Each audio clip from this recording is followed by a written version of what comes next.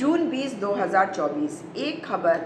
अभी अभी Indian express में पढ़ी और उससे ये पता चलता है कि पीएमएमएल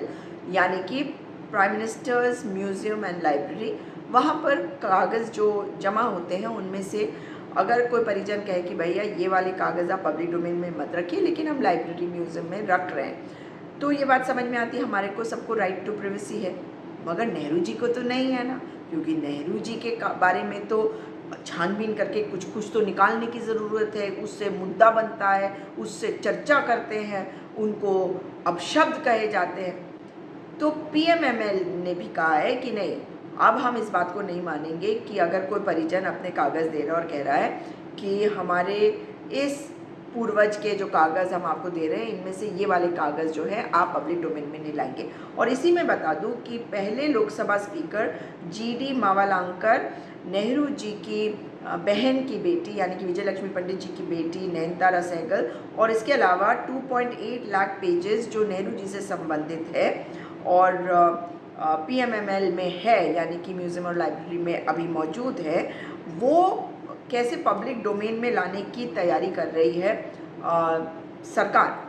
पीएमएमएल राजनाथ सिंह जी वहाँ पे उसको देख रहे हैं, तो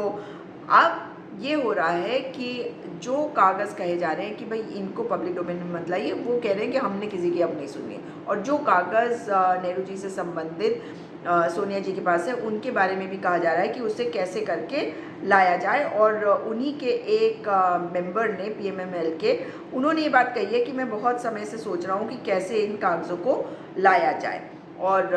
जो